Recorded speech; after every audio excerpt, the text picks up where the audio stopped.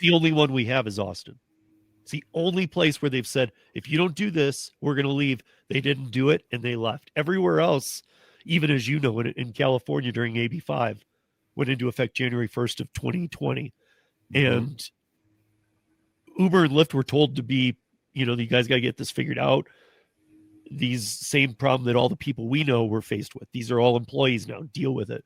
And they demanded that Prop 22 go on that November ballot. Yes. So they had till the end of the month. It literally is there 31 days in January. Okay, maybe there is. But on the last day of January was the deal and the end of the deal. It came down to, it was after 11 p.m. I mean, I don't want to say it was to the minute, but it was after 11 p.m.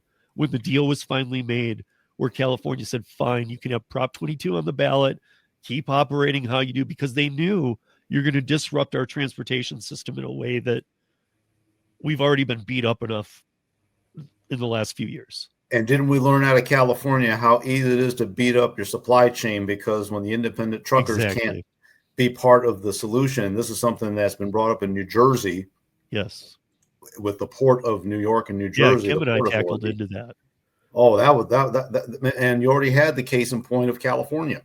Yeah. Remember when the independent truckers shut down the ports of Los Angeles, Long Beach, and Oakland back in mid-2022 when the Supreme Court refused to hear the California Truckers Association?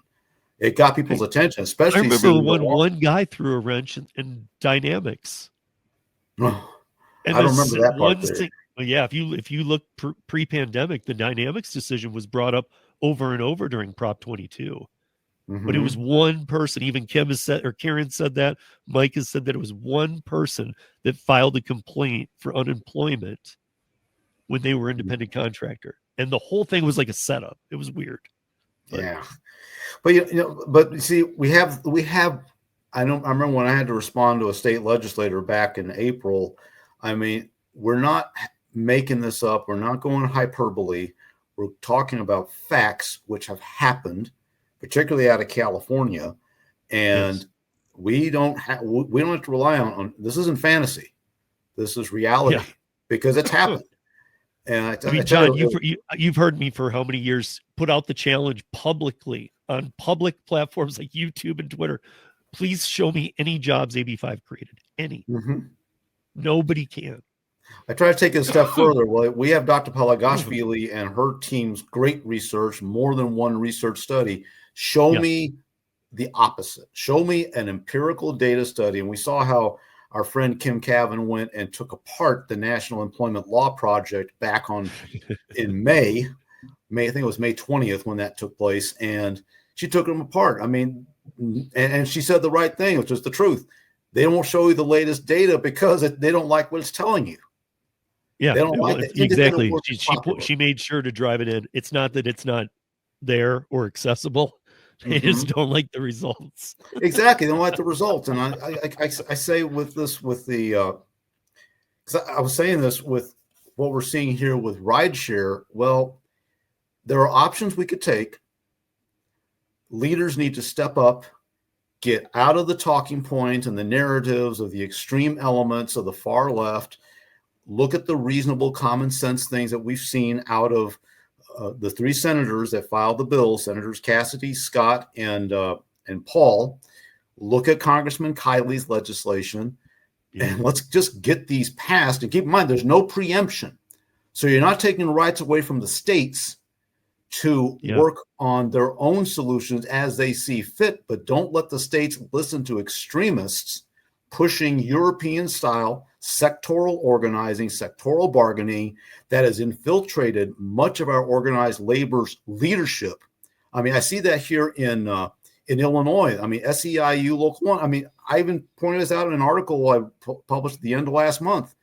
Go look at their platform. Sectoral victories, trying to reach more workers, as in 1099s, that have been unreachable under the National Labor Relations Act. That's what this is about. That's their end game. But good news is there's a common sense end game that we need to put into public policy. And that's why I'm seeing 1099s are more and more. Look what happens in New Jersey. As you said, New Jersey has a governor's election and state legislators elections this year, this fall.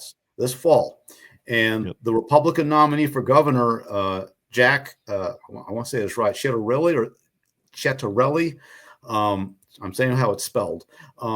He has said if this goes in, he's going to have it repealed. If this New Jersey executive fiat goes in, he will repeal it.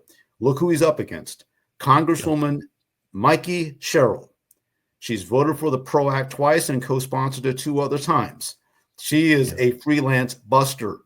She is a pro-union master. Congress, and we thought, our friend Kim was in the swing district with another far leftist, in Susan Altman last fall. Now you're seeing Mikey Sherrill, who's a strong PRO Act proponent, and that's the governor's election. And there are 1.7 million 1099s in the state of New Jersey, based on the numbers that we're hearing. Now it's time for us to just speak up, not just with public comment, which that's important. We all should support Kim and the rest of the. Yeah. And another link I will put in the bottom. I've been sharing that as much as possible. Get those public opinions in. Also, there's a group, saveindependentwork.org.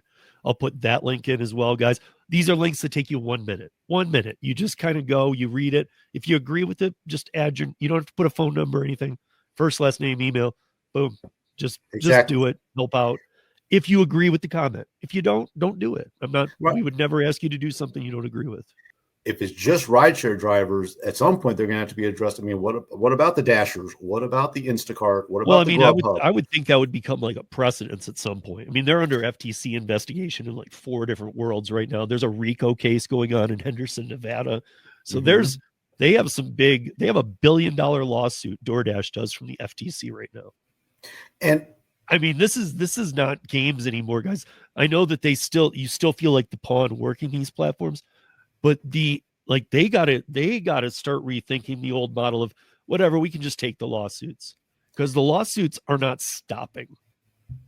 Right. They're not stopping. And then in Illinois, that's where you have the other options. Like I said, most states, it's like a one or the other. It's like a take it or leave it. What I've been communicating here with, through local legislators and with Springfield is there's other options too. Because I remember discussing the carve-in approach that basically takes the existing law, expands it from just the construction industry and apply it to, as the statute would define, what is an app-based platform.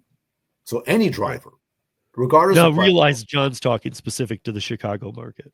Right. Well, right now, but we all have our own ways that we could apply things like this. So I'm just pointing it out. No, it's great to point out but once they kick this down to Springfield, this left exclusively the city of Chicago. Now it's a statewide issue. And as their proponents would say, there are about 100,000 Uber and Lyft drivers across the state of Illinois.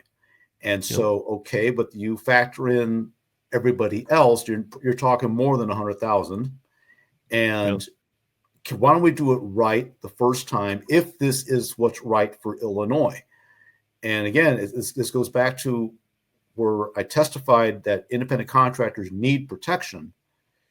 Yet one way I suggested it is that put us all under the IRS test or the common law test. Yes. And yet, if there are metrics that back up real questionable business practices that results in misclassification, we're definitely seeing evidence from these app platforms, then it's time to maybe expand the ABCD test to other industries besides construction. And that's another thing. None of us want to hear that. Trust me. If you don't know what we're talking about, that test is never a good thing.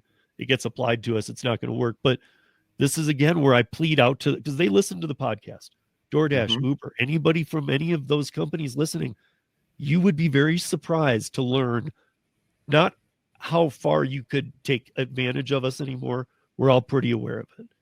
And we tell other people. So it's all out there. But the problem is that, or what you don't know is that we would be very acceptable to accept some independent contractor terms, allowing you to label us as such by just doing a few things that you should be doing anyway. Exactly. And whether it's strict ABC test or a watered down ABC test or ABCD test, whatever you call it, they've got to see that there are real grievances that drivers are making.